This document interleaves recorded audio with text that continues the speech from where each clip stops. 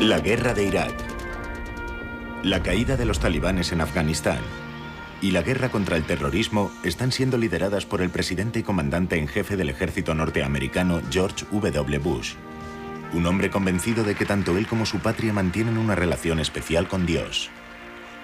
Millones de norteamericanos rezan cada día a Dios Todopoderoso, en busca del camino correcto. Yo soy uno de ellos. Como cristiano renacido comprometido, el presidente Bush ha incorporado su fe a la Casa Blanca.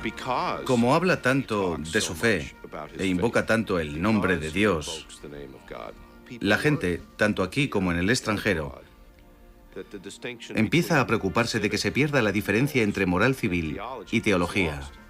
Esta va a ser una lucha colosal entre el bien y el mal, pero el bien prevalecerá.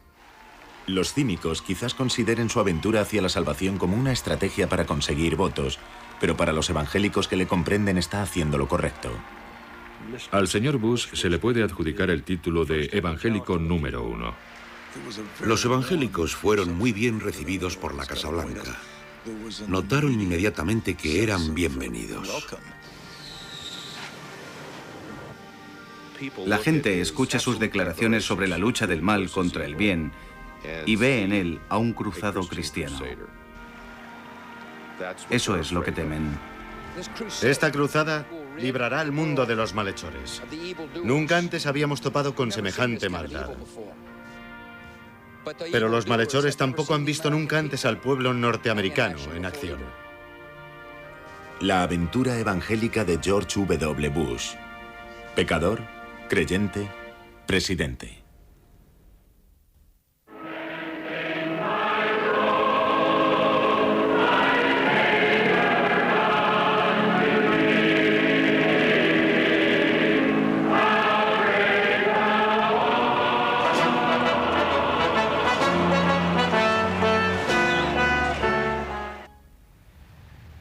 El presidente Bush se iba a reunir con un grupo de religiosos. Me comentó, antes yo tenía un problema con la bebida. Me sorprendió oírle confesarlo porque no es algo que le guste reconocer. Lo cierto es que ahora mismo podría estar sentado frente a la barra de un bar en Texas en vez de estar en este despacho.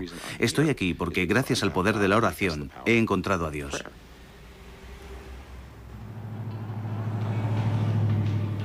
La verdad es que no paraba quieto. Realmente era como el hijo pródigo. Estaba en medio del desierto y lo estaba pasando bien. Bebía mucho, trasnochaba, salía con muchas mujeres. Así es como era entonces. Me parece que su padre se comportaba como cualquier otro padre de un hijo pródigo. Dejaba que su hijo hiciera todo lo que quisiera. Entre la familia y los amigos más íntimos, había la sensación de que estaba llegando demasiado lejos, que incluso podría correr peligro.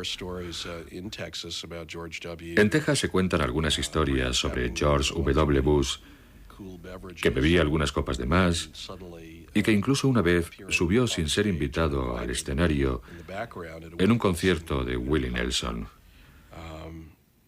Habiendo vivido en Texas algún tiempo y conociendo cómo es, supongo que habría muchas más personas haciendo lo mismo que él, pero no conozco a ninguno que se haya presentado como candidato a gobernador y después a la presidencia de los Estados Unidos.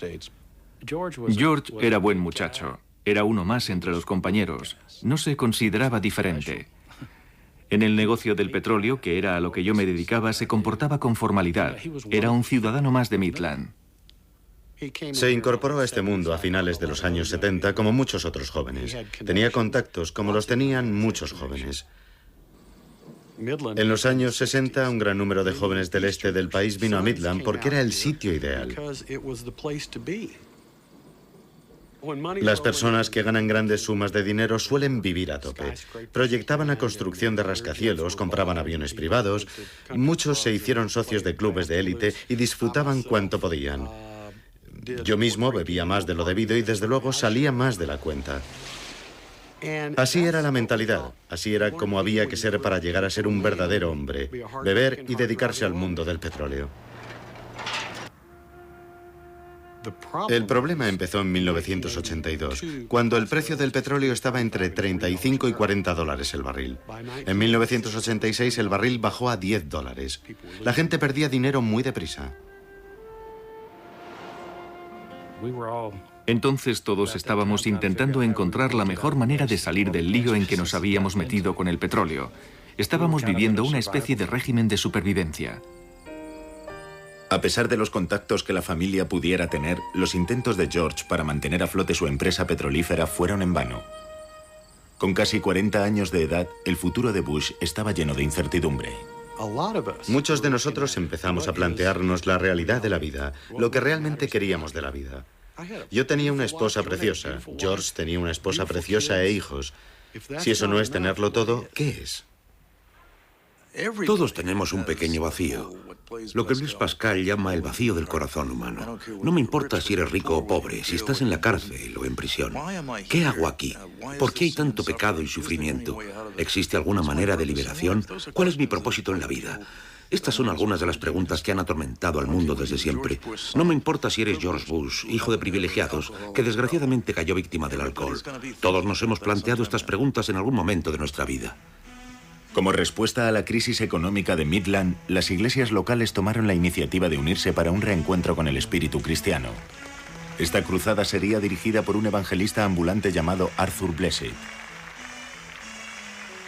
El pastor de la primera iglesia baptista de Midland nos advirtió de que quizá no estuviéramos preparados para un personaje como él. Literalmente, llevaba sobre sus hombros un crucifijo de más de 3 metros de alto por 2 de ancho, por todo el mundo, a todos los países donde iba. Me sorprendí al ver cómo Arthur Blessitt llenaba el recinto de seguidores, lo cual dice mucho sobre la ciudad de Midland y la necesidad que en aquel momento tenía su gente de sentir el aliento del Espíritu Santo.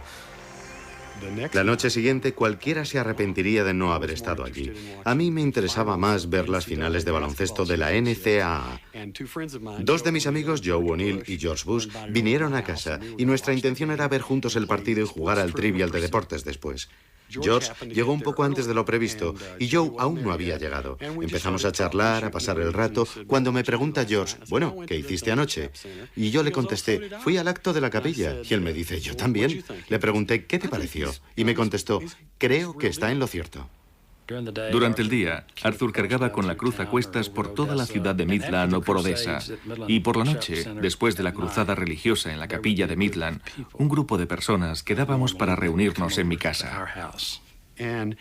Charlamos de cosas normales y corrientes y de repente Arthur me preguntó, si murieras esta misma noche, Don, ¿estás seguro de que irías al cielo? Y yo le contesté, sí, Arthur, estoy seguro. Y dijo, estupendo. Se levantó con intención de marcharse. Yo le dije, espere. ¿Por qué no rezamos juntos? Entonces me puse de rodillas junto a él y a otras personas. Rezamos una oración que para mí es muy intensa. Y me sentí, aunque suene algo raro porque cuando lo oigo decir a otros me parece irreal, sentí como si unos relámpagos fuertes y brillantes salieran por mis hombros. Y sentí, aunque estaba de rodillas, sentí como si mi cuerpo se hubiese elevado a 1 metro del suelo y sentí que todas mis preocupaciones desaparecían. Me enteré de que George W. Bush quería conocer a Arthur. Así que los 3 fuimos al Holiday Inn. Solo estábamos los 3 y la camarera. George fue muy espontáneo. Estaba deseando hablar con Arthur sobre lo que significaba encontrar a Jesús. Los 3 inclinamos la cabeza y guiados por Arthur empezamos a rezar la oración del pecador, como yo la llamo. George rezó con nosotros. ¿Por qué Dios decidió llegar al corazón de nuestro presidente en aquel momento? Eso no lo sé, pero me encanta que lo haya hecho. A los 40 años de edad decide contar su propia historia. Está todo escrito. Dejó de beber después de haber sido un bebedor empedernido. Creo que era adicto al alcohol. Lo dejó por completo. Y desde los 40 años hasta el día de hoy dice no haber vuelto a tocar el alcohol. Es un hombre nuevo desde que conoció a Cristo. Estoy convencido de que ya no es el mismo George Bush de antes. George W. Bush tenía 40 años cuando dejó la bebida y empezó a tomarse más en serio su postura como creyente. Francamente, hasta ese momento no había hecho nada bueno en su vida. Creo que era muy consciente de que esta iba a ser su última oportunidad de corregirse ante su padre y por su propio bien. Muchas gracias. Me presento ante ustedes hoy para anunciar mi candidatura a la presidencia de los Estados Unidos. George W. Bush empezó a trabajar con su padre justo cuando éste se enfrentaba a un creciente movimiento de la derecha religiosa. La recién nacida identidad evangélica del joven Bush jugaría un papel fundamental en la campaña. George Bush padre siempre había tenido una relación algo tirante con la comunidad cristiana evangélica. No me considero un místico y mi afán no es dirigir una cruzada. Mis ambiciones son quizá algo menos emocionantes, pero no menos profundas.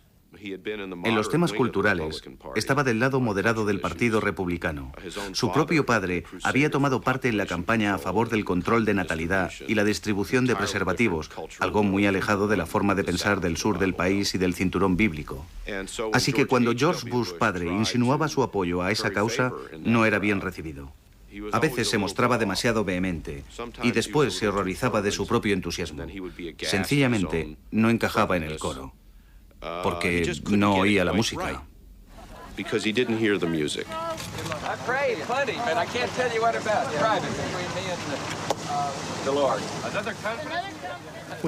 Intentamos conseguir que su padre llegase a presidente, y el número de evangélicos crecía cada vez más.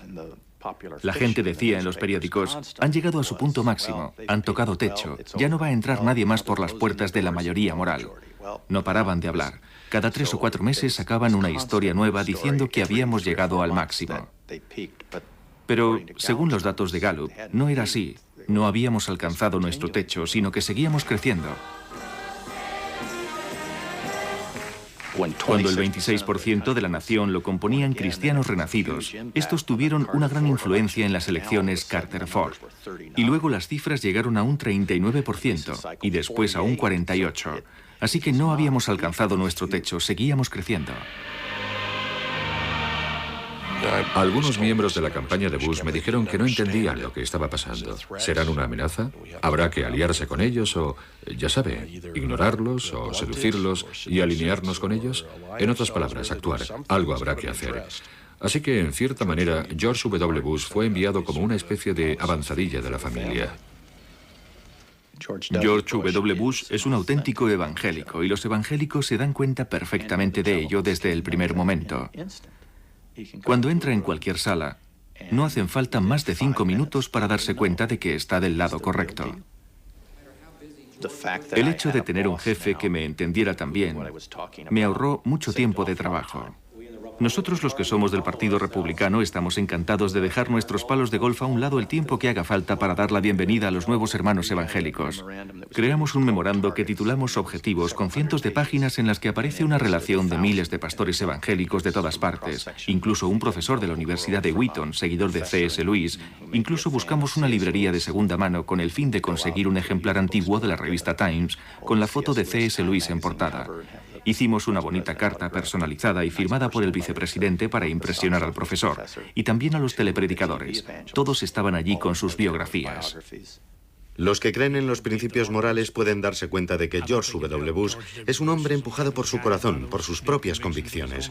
Estoy seguro de que todos pueden darse cuenta de la transformación que ha sufrido su personalidad.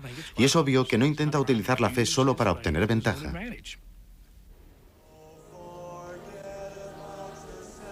Sin duda, están encantados de que él hable su mismo lenguaje. Estoy seguro de que todos los dirigentes de los principales grupos evangélicos incluirían su nombre en su lista. Y estoy convencido de que él también los incluiría a ellos en su propia lista.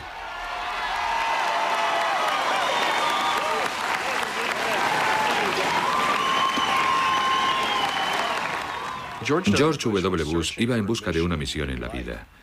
Y creo que la encontró. Fue como si dijera, esto es, voy a interpretar esta melodía yo solo para que mi familia vea lo que valgo. Este es mi proyecto. Obtuvimos el 81% de los votos de la comunidad evangélica. Conseguimos la presidencia por una mayoría abrumadora. Perdimos el voto de la comunidad judía, como siempre, y el de la comunidad hispana. También el voto católico. Nunca antes en la historia norteamericana moderna un presidente había resultado elegido sin el voto de la comunidad católica. Pero si eres capaz de ganar por mayoría y los únicos votos identificables son los de los cristianos evangélicos, vaya. Esta fue la conclusión que sacó George W. Bush. Después de 1988, George W. Bush utilizó aquella experiencia para lanzar su propia carrera política en Texas. Fue elegido 2 veces gobernador del estado de Texas. En su ausencia, George Bush padre perdió la oportunidad de ser reelegido en 1992. Acabo de telefonear al gobernador Clinton en Little Rock para felicitarle. Ha hecho una campaña muy dura. Fue algo inesperado para ambos, el padre y el hijo. George W. Bush se reunió con sus asesores y les dijo: ¿cómo es posible que un gobernador de Arkansas logre derrotar a mi padre después de todo lo que ha hecho? George Bush padre no mantenía una comunicación muy fluida con los votantes evangélicos. Según ellos, no hizo una buena campaña, no les transmitía todo lo que debía. La sensación de traición se masticaba en el aire. En mi opinión, eso no fue exacto. Otro factor que influyó fue la ausencia de George W. Bush. Estuvo presente en la campaña del 88. Él conocía muy bien la mentalidad de la gente de Midland y el cinturón bíblico, pero otros no la conocían. A esto hay que añadir la situación económica, por lo que aquellas elecciones fueron un desastre. Un crecido número de personas vilipendiaron el nombre de Bush. Esas personas eran débiles magnates de la industria de aire aristocrático. George W. Bush decidió que había que acabar con ese tipo de aire aristocrático estilo paseando a Miss Daisy. Era realmente necesario acabar con ello. Era preciso enterrarlo para siempre. Si damos un salto adelante, al año 2000, cuando se presenta como candidato a la presidencia, podemos ver que lo pone en práctica. Unas sorprendentes opiniones de un posible candidato a la presidencia. Cuando oí los rumores de que podía ser candidato a la presidencia, la verdad es que tuve curiosidad por saber cómo le iba. Le llamé por teléfono y le pregunté si mi mujer y yo podíamos hacerle una visita, y me dijo que sí. Yo no tenía la menor idea de cómo iba a resultar aquel encuentro, pero me miró y me dijo: no tengo palabras para explicarte en los términos espirituales en que tú lo harías todo lo que ha ocurrido en mi vida. Y me habló de los retos a los que se había enfrentado. Dijo: la bebida me ha causado grandes problemas. No quiero decir que haya sido alcohólico, pero sí que tenía problemas con la bebida. ¿Por qué solo ahora empezamos a oír historias sobre esto? He podido hablar con sus familiares más cercanos. Han compartido conmigo experiencias familiares muy duras, relacionadas con el alcohol y los excesos. ¿Quieres saber por qué mi madre tiene el pelo blanco? Bueno, no creo que haya sido yo el único culpable, pero desde luego la di motivos suficientes para que le salieran las primeras canas. La familia Bush se dedicó a promocionar a George W. Bush y a regenerar su imagen pública. Soy lo que soy. Júzguenme por lo que soy. No les defraudaré. Dijo: sé que he entregado mi vida a Cristo. Y dijo: de alguna manera, con este compromiso, siento que mi país me va a necesitar. Y tengo la sensación de que Dios desea que yo sea presidente. Dijo: a lo mejor ustedes me pueden ayudar a conseguirlo. Otórganos, amado Dios, que al unirnos en oración podamos poner fin a la política de destrucción personal. Mientras trabajé para George W. Bush, nunca oí hablar de la posibilidad de que se presentara como candidato a la presidencia. Era gobernador, pero ¿cómo iba a presentarse él para presidente? Sin embargo, sí oía ese rumor. Pero el mandato de Clinton iba a facilitar mucho las cosas. No he mantenido relaciones sexuales con esa mujer, la señorita Levinsky. Nunca he pedido a nadie que mintiera, ni una sola vez. Jamás. Esas acusaciones son falsas. Gracias. Aunque se diga que el carácter de una persona no entra en juego, o que lo que cada uno hace en su vida privada no es asunto nuestro, creo que a muchas personas, especialmente a las mujeres casadas, a todas esas acogedoras madres de familia, creo que sí les importa.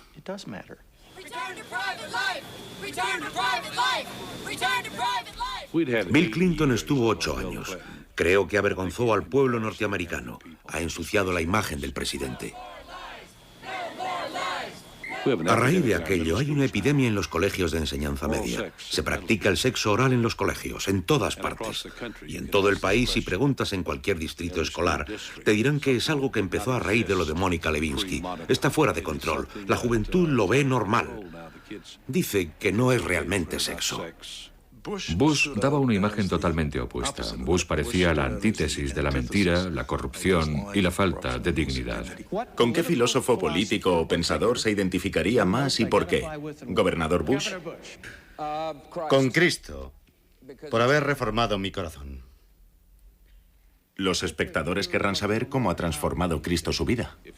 Si hubiera que encontrar un momento que definiera un choque cultural en los Estados Unidos, ese sería tan acertado como otro cualquiera.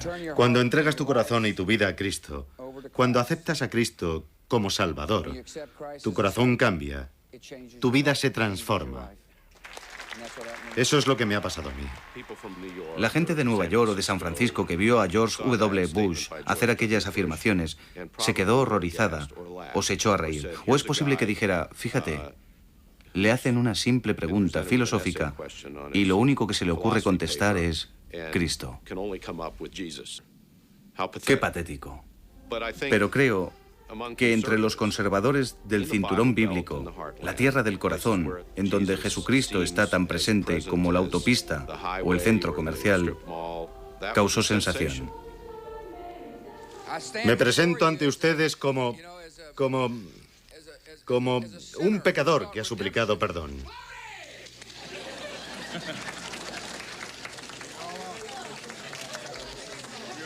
Eso no significa que yo sea mejor que nadie. Es necesario que entiendan algo sobre los políticos que nos aferramos a la religión.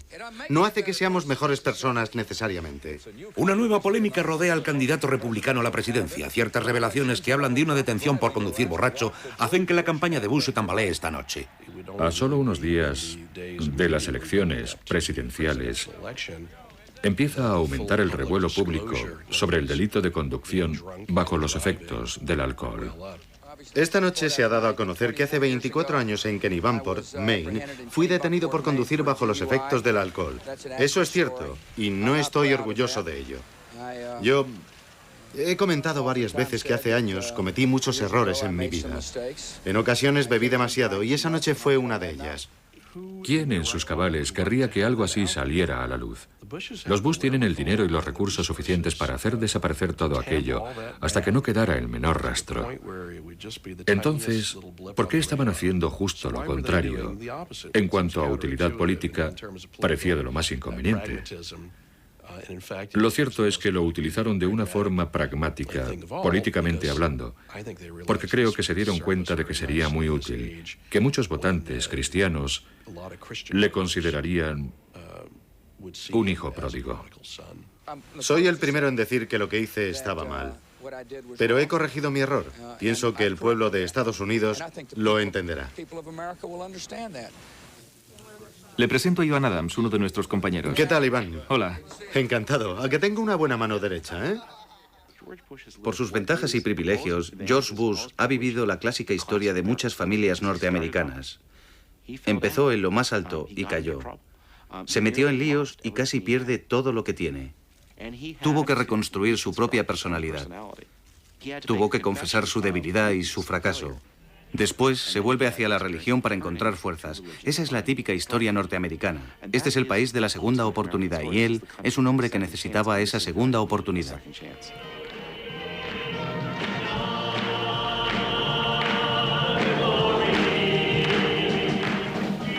Si uno quiere, puede pensar en lo oportuno que ha sido todo y que la única razón por la que leía la Biblia era para conseguir llegar a presidente. Pero yo no lo creo así. O sea, soy tan escéptico como cualquiera. Estoy seguro de que hubo una especie de mezcla de fe y ambición. Quizá yo sea un poco generoso o algo ingenuo al pensar que la fe le llegó justo cuando él se dio cuenta de lo útil que le iba a ser en política. Es un gran honor tanto para Laura como para mí estar aquí con los reverendos Billy Graham y Franklin Graham. Billy es amigo mío y de mi familia desde hace mucho tiempo. Ha tenido una gran influencia en mi vida. Hace años, supongo que tampoco tantos, en Maine, mantuvimos una larga conversación que hizo que yo reconfirmara y emprendiera mi camino hacia la fe. Yo no suelo apoyar a ningún candidato, pero ahora he llegado más cerca que nunca de hacerlo, porque creo que es de extrema importancia. En nuestro estado hay mucha abstención electoral. Yo ya he decidido mi voto, pero dejaré que ustedes adivinen a quién votaré.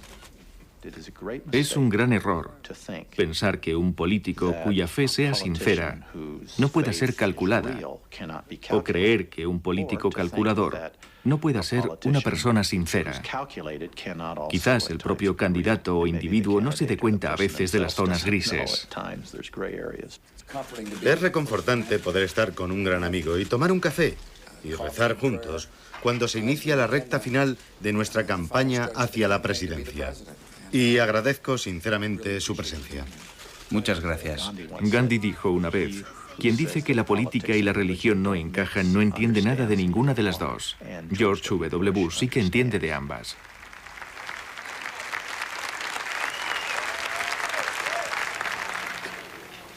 El resultado de las elecciones presidenciales en Florida es el siguiente. Las históricas elecciones del año 2000, que acabaron casi en un empate, revelaron la profunda división que estaba sufriendo el país. Tanto los sondeos como los resultados parecían decisivos para los oponentes de Bush y también para sus seguidores evangélicos. La verdad es que me indigno cuando lo pienso. Hay personas que afirmaron que si George W. Bush salía elegido presidente se marchaban a Australia, pero no lo hicieron. Yo por mi parte pensaba: Dios mío, ¿qué va a pasar si George W. Bush no sale elegido? ¿Qué va a ser de nuestra nación? Ambos partidos tienen suficientes recursos legales como para tenernos ocupados hasta bien entradas las Navidades. Pero lo que los tribunales no pueden hacer por nosotros es volver a unir a nuestra nación. Las dos cosas que permiten pronosticar a quién va a votar una persona son, primero, si acude o no a la iglesia, y segundo, si está casado y tiene hijos. Si está casado y tiene hijos y acude a la iglesia, el voto será para los republicanos, si no, es probable que el voto no sea para ellos. Yo declaro al gobernador George W. Bush ganador de los 25 votos electorales de Florida para la presidencia de los Estados Unidos. Supongo que las oraciones de mucha gente propiciaron el resultado de aquellas elecciones. Estoy convencido. Y también pienso que los votos de 5 contra 4 magistrados del Tribunal Supremo, y podía haber sido muy distinto, fueron la prueba de que Dios seguía con nosotros. Estoy convencido de que Dios nos ha proporcionado al hombre que precisábamos en estos momentos. Creo que así es como lo ven los evangélicos y como lo ve él mismo, pero es lo suficientemente prudente para no decirlo. Nadie sensato le aconsejaría que lo dijera a los cuatro vientos, pero estoy seguro de que es así como lo ve. Es una oportunidad de hacer lo que considera correcto.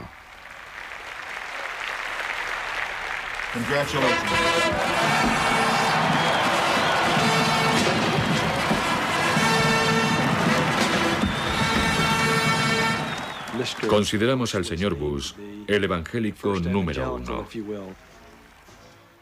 Ha creado un espacio de sinceridad que viene a decir: queremos saber lo que ustedes piensan. Esta administración va a contar con ustedes y queremos que ustedes colaboren con nosotros. Eso es muy alentador. La primera semana que ocupó su cargo me reuní con Karl Rove para hablar sobre la cuestión de la esclavitud en Sudán. Bill Bennett y yo nos sentamos frente a Karl Rove y le dijimos que aquello era nuestra preocupación prioritaria. Hay personas que están siendo vendidas como esclavos. Tenemos que hacer algo al respecto. Se remangaron y se pusieron manos a la obra. Cumplieron su palabra con eso y con mucho más. En cuanto a la derecha religiosa, la presidencia de Bush extendió a la arena internacional su gran preocupación por el aborto y los valores familiares. Ha retirado todo el dinero procedente de los impuestos de este país, con los que se iba a financiar la ayuda al aborto en el mundo entero. Este presidente ha tomado las riendas del problema del SIDA en África mediante un programa de 15.000 millones de dólares. Y fue muy receptivo a todos nuestros argumentos basados en la fe. Ante todo, la abstinencia, la fidelidad y la monogamia. El ABC, C para condones si es necesario. Hoy en día en el Congreso y en el Senado, y hablo con una perspectiva de 50 años de experiencia, hay más cristianos comprometidos sin pelos en la lengua que nunca. El portavoz del Congreso, Denny Hastert, es un gran cristiano. Se graduó en una de nuestras instituciones evangélicas, la Universidad de Wheaton. El Dr. Fritz, senador, líder de la mayoría, es un gran cristiano. Condoleezza Rice es cristiana comprometida y enseña la Biblia. Muchos desconocen eso. Don Evans era uno de los amigos más íntimos de George Bush. Y de hecho, Donny fue quien llevó a George Bush a las clases sobre la Biblia en su comunidad. En mi opinión, ha sido un gran secretario de comercio. Mi querido amigo y antiguo compañero de bufete Mel Martínez es católico de convicciones firmes, es secretario de Vivienda y Desarrollo Urbano. No hace mucho que John Ashcroft predicaba aquí mismo, desde este púlpito. Cantaba y predicaba antes de convertirse en secretario de Justicia. Predicaba por todo el país, predicaba la palabra de Dios. Es un cristiano muy dinámico y un hombre de iglesia muy respetado. Las sesiones del gabinete empezaban con oraciones. Había sesiones frecuentes para estudiar la Biblia, abiertas a quienes quisieran asistir. Había una hermandad cristiana de la Casa Blanca, como la ha habido durante las últimas 6 presidencias. Es difícil conocer la vida de la Casa Blanca. Está muy protegida y alejada del escrutinio público. La Casa Blanca, que se pretende presentar al mundo, no es exactamente una Casa Blanca evangélica. No diría tanto. Pero sí, es una Casa Blanca abierta a la discusión de temas religiosos. Supongo que hay personas que quizás se sienten arrinconadas con tanta religiosidad. Pero yo era... Bueno, es poco frecuente encontrar judíos en la administración de Bush, pero... La línea divisoria no está entre cristianos y judíos, es entre las personas que reflexionan sobre la religión y las que no. Recuerdo que un día en una reunión alguien me preguntó si yo estaba seguro de algo en concreto. Yo contesté que sí, pero seguían presionándome. ¿Estás muy seguro? Y empecé a sentirme un poco tenso y dije, maldita sea, estoy seguro. Y de repente se creó una gran tensión en la sala. Me pregunté, ¿ahora qué he hecho? Parecía que yo siempre hacía algo mal. ¿Qué he hecho ahora? Y cuando volví a pensar en lo que me preguntaban, dije, estoy bastante seguro de lo que digo. Te rogamos, Señor, por tu siervo, George W. Bush. George Bush es, que yo recuerde, el primer presidente que ha pedido públicamente que se rece por él. Un día le dije, rezo por usted. Estábamos pasando ante él para saludarle. Me paró y me puso las 2 manos sobre los hombros y me dijo, no hay nada que me agrade más. Yo estoy aquí con la ayuda de las oraciones de todos ustedes. Así que pienso que George Bush está haciendo lo correcto. En la Biblia hay un versículo que dice, cuando la rectitud está en el poder, el pueblo se regocija. Cuando gobierna la maldad, el pueblo se lamenta. La historia demuestra que es verdad. A pesar del entusiasmo de los defensores evangélicos, la presidencia de Bush estaba perdiendo contacto con el público en general. Las cifras de apoyo al presidente se han reducido a un 50%, una caída de 6 puntos desde el pasado mes de abril, y el apoyo a la gestión de la situación económica también ha disminuido notablemente. No hay que olvidar que George Bush había ganado unas elecciones muy disputadas. Incluso hoy en día, muchos demócratas piensan que fue nombrado ilegítimamente, así que empezó su mandato en una nación dividida, en la que muchos no le tomaban en serio. En los primeros 7 u 8 meses de su mandato, cada vez que realizábamos encuestas quedaba claro que el pueblo norteamericano no estaba de acuerdo con George Bush en muchas cuestiones.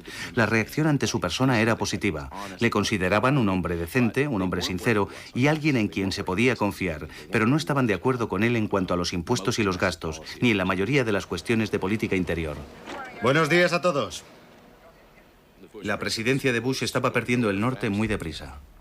Había conseguido la victoria en la reducción de impuestos, la primera reducción, que fue crucial para él y para su identidad política. Pero aparte de eso, no estaba claro a dónde se dirigía. No se había definido, su presencia no transmitía autoridad. Cuando volvió a Crawford, Texas, en agosto de ese mismo año, daba la sensación de que era un terrateniente que nunca iba por su propiedad. Hace calor para llevar esta manta negra. ¿Qué tienes ahí? La economía estaba en peligro y él de paseo en Texas. No parecía lo más adecuado. Somos compañeros de paseo. Se puede considerar que aquel mes de agosto fue el punto más bajo de su presidencia.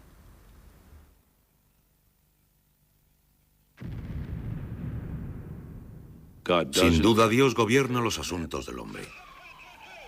El 11 de septiembre de 2001 estaba claro que habíamos entrado en una nueva era que tardaríamos mucho tiempo en abandonar.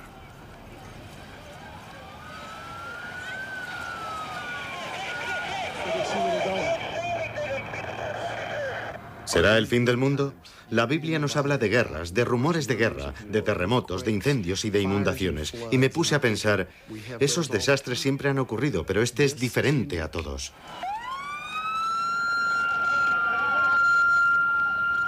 Recuerdo haber tenido que salir corriendo de la Casa Blanca a toda prisa y la humillación y dolor que sentimos al hacerlo. Una de las cosas que se ven en la Casa Blanca tras aquel fatídico día es una insignia que mucha gente lleva en la solapa con la frase «Nosotros no huimos», pero no fue así. No culpo a nadie por haber salido corriendo, pero salieron corriendo. La gente se preguntaba, ¿qué tengo que ver yo en todo esto? ¿Qué es lo que significa? Era un caos. La Unión Americana por las Libertades Civiles tiene la culpa de todo. ¿Sí? Sé que recibiré un montón de llamadas por lo que voy a decir, pero los proabortistas tienen que cargar con su responsabilidad en esto. Porque lo que no se puede hacer es burlarse de Dios. Y cuando se destruye la vida de 40 millones de niños inocentes, Dios se enfada. Estoy convencido de que los paganos, los abortistas, las feministas, los gays y lesbianas intentan por todos los medios hacer del suyo un modo de vida alternativo al estilo de vida americano. Intentan secularizar nuestra nación. A todos ellos yo les señalaría con el dedo y les diría, ustedes han contribuido a que esto ocurriera. Si el 11 de septiembre fue el día del juicio final, el juicio empieza en la casa de Dios, que somos nosotros, que no hemos hecho nuestra labor como iglesia, y quizá Dios pretende juzgarnos. Lo desconocido produce mucho temor, mucho caos, mucha confusión, y nosotros no estamos seguros de en quién confiar ni a dónde acudir.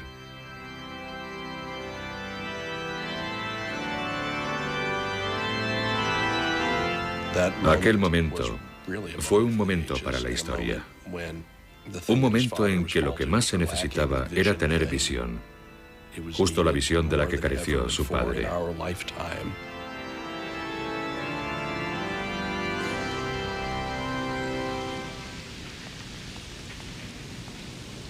Como hemos podido ver, ni la muerte, ni la vida, ni los ángeles, ni los principados, ni las potencias, ni lo que es presente, ni las cosas por venir, ni las alturas, ni las profundidades nos pueden separar del amor de Dios. Que Dios bendiga las almas de los que se han ido. Que consuele el alma de cada uno de nosotros. Y que guíe siempre a nuestra nación. Dios bendiga a los Estados Unidos.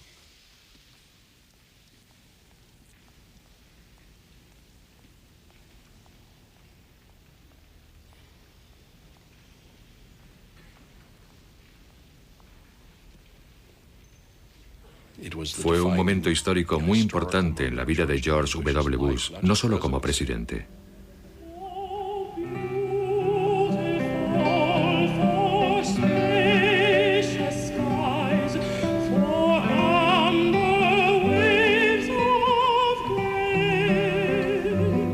Se dijo a sí mismo, de acuerdo, debe ser la voluntad de Dios, me está poniendo a prueba. Es una prueba tanto para mí como para mi país. Y voy a responder con la fe y el ímpetu que la historia requieren. Esto es un ataque contra la libertad y la democracia. Esto requiere que nuestra nación esté unida, con resolución y firmeza. El cristianismo intransigente e incondicional de George W. Bush y su sentido del bien y del mal, de lo blanco y lo negro, de Dios y el diablo, eran lo que mucha gente precisaba en aquel momento. Buscaban certezas donde no las había. Esta va a ser una lucha colosal entre el bien y el mal. Pero el bien prevalecerá. Fue tremendo aquel momento en que hizo aquellas afirmaciones, porque reconocía la existencia del mal. Una respuesta al posmodernismo que dice que no existe ni el bien ni el mal. Todo depende de la percepción. No existe la realidad. Ninguna cultura es distinta a la otra. Bush habló alto y claro en un momento tan necesario. El pueblo norteamericano no olvidará jamás la crueldad que se ha cometido aquí. Si se está inmerso en el lodazal del relativismo moral y no se sabe distinguir entre el bien y el mal, quizás sea difícil concebir con qué confianza se proyecta Bush y parezca que transmite cierta arrogancia, porque después de todo lo que sabemos es que no sabemos nada. Existe el mal en el mundo. El mal existe. Quiero decir, si no se cree en Dios, ¿qué tipo de necio podría negar que existe alguna presencia maligna en este mundo? Una existencia letal, destructiva y totalmente traicionera. Los secuestradores de los aviones fueron instrumentos de la maldad, que murieron en vano. Detrás de ellos está el culto al mal, que busca hacer daño a personas inocentes y pretende aumentar el sufrimiento humano. La mayoría de las personas que tienen fe, sin duda los evangélicos, creen en la existencia de un demonio real y personal, al igual que creen en la existencia de un Dios real y personal. Y creemos que es Satanás quien colabora con individuos como Stalin, Adolf Hitler, Saddam Hussein y Osama Bin Laden. Estos hombres no nacieron con el deseo de hacer salvajadas a los demás. Fueron poseídos por otra influencia exterior y llegaron a tener tanto poder como nadie imaginó que un ser humano pudiera tener. Hemos llegado a conocer verdades que jamás podremos cuestionar. La maldad existe y tenemos que hacerle frente. Le diré cómo me afectó a mí. Atravesó la suciedad, el humo y los espejos que muchos utilizan para enmarcar todas las situaciones del mundo dentro de la política. Y cambió las cosas. Ahora pensamos, nadie puede venir a mi patria y asesinar a mi gente. Si alguien se atreve a hacerlo, le encontraremos y se lo haremos pagar. Pienso que es necesario que nos apeemos del burro y actuemos. Es necesario que nos demos cuenta de que Dios realmente existe y que realmente necesitamos enfrentarnos al bien y al mal. Durante demasiados años nuestra actitud ha sido, si te hace sentir bien, hazlo. Ahora Norteamérica se enfrenta a una nueva ética y a un nuevo credo. Vamos allá. Nuestro deber es defender a nuestra patria y guiar al mundo hacia la paz. Y nos enfrentaremos a ambos retos con coraje y tenacidad. Para el presidente Bush y sus seguidores evangélicos, el 11 de septiembre significó el comienzo de una guerra sin condiciones entre el bien y el mal. El siguiente frente iba a ser la lucha contra el malhechor Saddam Hussein. La decisión de ir a Irak fue una de las decisiones más importantes jamás tomadas por un presidente en toda la historia de Estados Unidos. La libertad no es un regalo de los Estados Unidos al mundo. La libertad es un regalo de Dios a los seres humanos. No creo que George Bush esté utilizando la Biblia como un programa de política exterior del siglo XXI. Creo que realmente está convencido de su entrega a la voluntad de Dios. Y eso le da confianza para tomar las decisiones. Y es imprescindible tener confianza en uno mismo para poder tomar semejantes decisiones. Es una persona muy decidida. Una de las personas más decididas que yo he conocido. Y después de tomar una decisión, no da marcha atrás. Si tuviera que describir la personalidad de George Bush con una sola palabra, esa palabra sería disciplina. Tiene un tremendo control de sí mismo. Como comandante en jefe, el deber me llama. Pienso que su capacidad de disciplina viene de sus profundas convicciones religiosas. Eso es lo que le ayuda a controlar sus emociones y a gobernarse a sí mismo antes de gobernar a su país. Saddam Hussein y sus hijos deben abandonar Irak en 48 horas.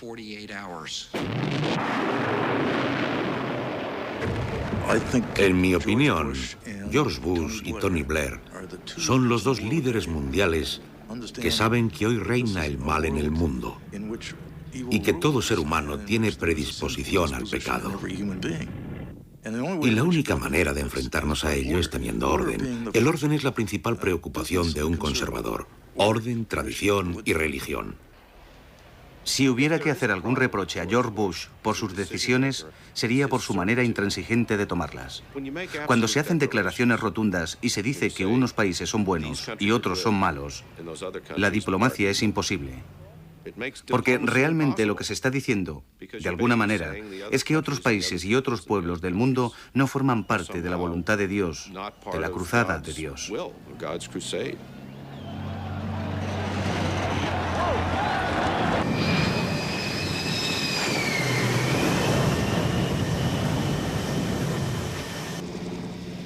Se le da mejor analizar las cosas en el sentido de blanco o negro.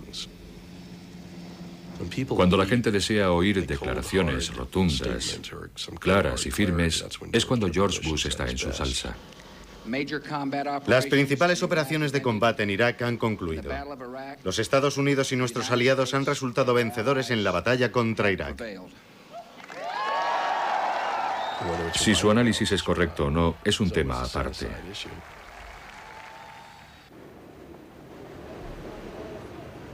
Según pasa el tiempo y la guerra de Irak no parece estar llegando a su fin, la intransigencia de Bush no parece estar funcionando. Y pienso que su popularidad también está perdiendo fuerza. Estoy totalmente convencido de que la única manera de acabar con las guerras es rezando por la paz en el mundo entero.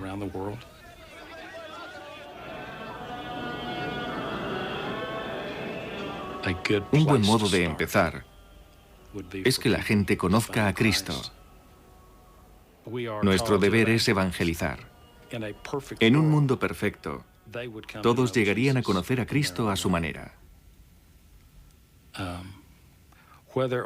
¿Cómo se puede conseguir? No lo sé. Yo no digo que todos tengan que convertirse al cristianismo, pero creo que todo pensador en su sano juicio debe reconocer que existen principios fundamentales de libertad. Si no volvemos a creer sinceramente en Dios, algún día se producirá un ataque catastrófico contra este país y no tendremos otra opción que suplicar misericordia, rogar a Dios que nos enseñe el camino y nos ayude a seguirlo. Estoy seguro de que seremos humillados, a menos que nosotros mismos nos volvamos humildes. George W. Bush está guiando a la nación de vuelta a la moral judeocristiana. La mayoría de las personas que tienen fe se acuestan por la noche diciendo: estoy orgulloso de mi presidente. Yo pienso que nunca como ahora el país tiene al hombre adecuado para el momento adecuado.